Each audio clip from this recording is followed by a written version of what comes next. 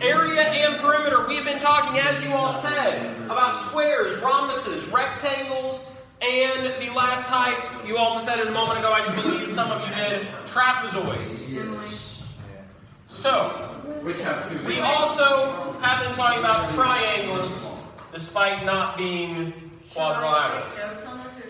Well, it is what we did yesterday, but we're also going to be going farther. As you heard before I prefaced this video, take your notes out and do this. So, we have area formulas for all of these. Squares, rhombuses, and rectangles all have the area formula. Area equals base times height, right? Yeah. Trapezoids are a little different. While still being quadrilateral, what is the area formula for a trapezoid? Exactly, Ken. 1/2 times height times base 1 plus base 2. And then triangles is area equals what? Oh, base times height divided by 2. Base times height divided by 2. Exactly. So what we are going to do is we're going to look at some of these shapes that are a little bit more peculiar. Now I have full faith you guys know how to find the area of a rectangle or a basic quadrilateral. I have full faith you have the ability to do a triangle. Trapezoids are a little different. Now I'm going to put a typical trapezoid up here.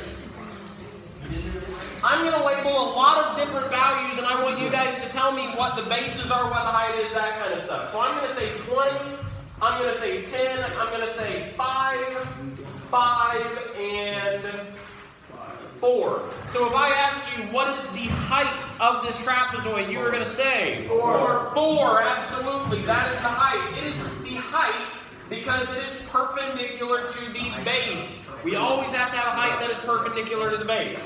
What is the base 1 here? 20.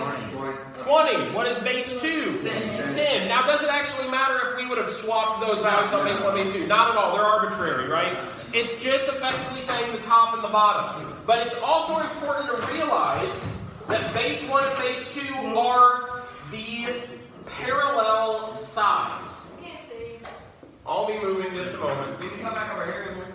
So base 1 and base 2 are the parallel sides. It's really easy to think of trapezoids as the bases are the top and the bottom or something. But if you see a trapezoid drawn on its side, like this, that's a trapezoid as well. The bases are actually here left and right. And here, right? Yep. They are the parallel sides. The bases are the parallel sides.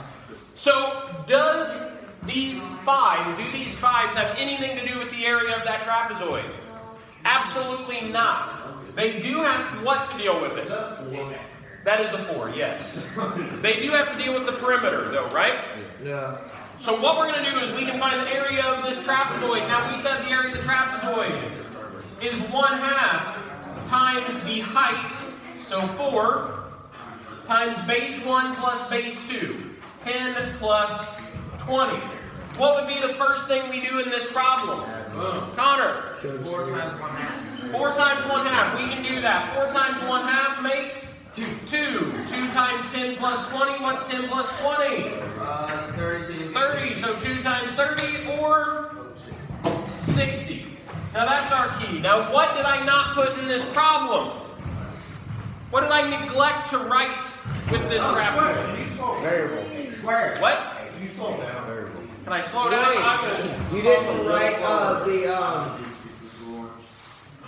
units? units. Units. Ah, that's close. Yeah, I didn't write the units, right? So I'm going to make up something. I'm going to say, I don't know,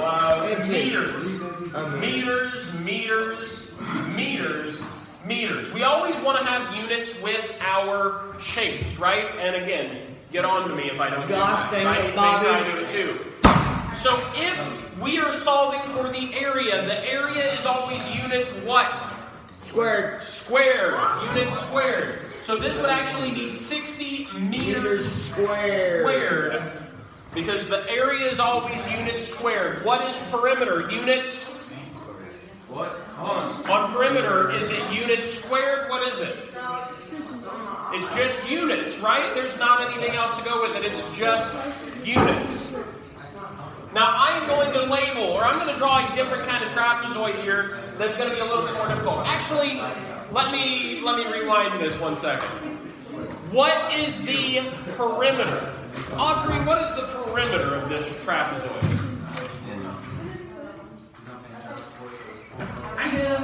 What do we got, Connor? 40. What numbers did you add up to do that? 20, 10, 5, and 5. 20, 10, 5, and 5. So you did not involve that 4 at all. Not in the slightest, because that 4 is not on the exterior of the polygon. We want the exterior sides, or just, sides in general. Yeah, the height, it's an interior value. It doesn't actually impact anything. So what I'm going to do is I'm going to draw a new trapezoid. Let's make it look like this.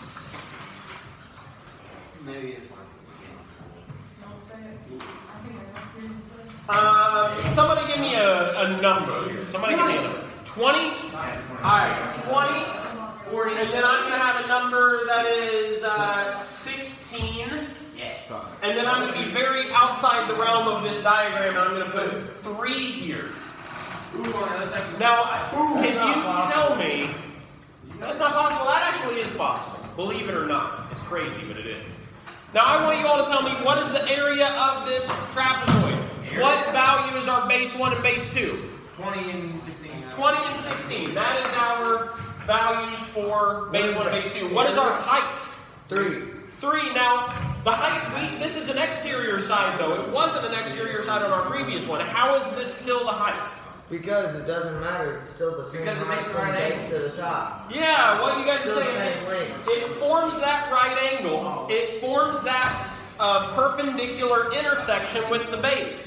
Since it forms that right angle with the base, it is going to be the height. You always have to look for that right angle. So we have enough information here to find the area, right? The area being 1/2 the height times base 1 plus base 2. So we'd be able to plug in 1/2 times 3 0.5 times 20 plus 16. Why don't you just do 1.5? So Christian Times says 36. 1/2 times 3 is 1.5. 20 plus 16 is 36, and we have to figure out what 1.5 times 36 is. Now, 1.5 times 36, what do you think it'll be? I'm guessing 54? I'll tell you. 54? Nice. So we get 54. Now, what did I not do again? Units. Units. Let's say inches this time. I know, Jacob, you wanted to go meters. I can't even see. But inches. Squares. So let's say inches squared, right, for our answer. Gosh, Now, dang we it. are going to do perimeter. Do we have enough? Square. Oh, my goodness. I am awful, Christian. I am so sorry. We got that other side. So, we don't have enough for perimeter because we don't have our 4th side. How do you think we could find that 4th side? Pythagorean theorem? Well, Pythagorean theorem, I think it's a great idea, but where's our triangle at? Right there. Draw a straight line from 16 down in between. So draw a straight line from right here? Yeah. Okay. Because that makes a So, triangle. you're right, we created a triangle. Wait, that means the base. But how long is the base? 4. Okay, so Connor, where are you getting 4 from? So you're 16 and 20. Since you know at the very bottom is 20, and you have 16, which is now cut off. Like you draw a straight line. Okay, so you're saying that if this whole thing is 20, Yep. then the distance from here to here must be 16. Yeah, and then you got 20 minus 16. So the remainder over here has to be 4. That's absolutely And right. then your house is only 3 because it's the same height as the other one. So this is So 3, it's so going to be 6. therefore The answer is going to this be must 6. be 3. So we have our triangle and we have 2 sides. It's Now, just squared. you said we use what equation if we have 2 sides of the triangle? Pythagorean theorem. Pythagorean theorem. And the Pythagorean theorem is A squared plus B squared equals C squared. A squared C squared. a squared plus b squared equals c squared. What value are we solving for here? C. Because we are looking for that hypotenuse. So we are looking for C. So we're going to have our other 2 values. They're going to be A and B. It doesn't matter which one is which. So I'm going to write 3 squared in one of them, 4 squared in the other one equals C. Now 3 squared is? Or 9. 9. 4 squared? 16. 16. 9 plus 16 is 25. 25 So squared. 25 equals c squared, so is 25 the hypotenuse? No. No, what do we gotta do? We gotta square root that. Square It's root 5. this so that we can make it just c and not c squared, and the square root, as Christian said, is 5. So 5 must be c, so this must be Yeah. 5. Oh my god. So what is our perimeter? How'd you get the 9 and 16? 3. The 9 and 16? 3 squared is 9, 4 squared is 16. So perimeter, we're going to do 20, this bottom side, plus 3, so 23, plus 16 is 39, plus 5 is 44. So we got our perimeter as 44 just inches. Not inches squared with perimeter, but just inches. So 44 is going to be our perimeter here. Always remember, you can break down these trapezoids into smaller shapes.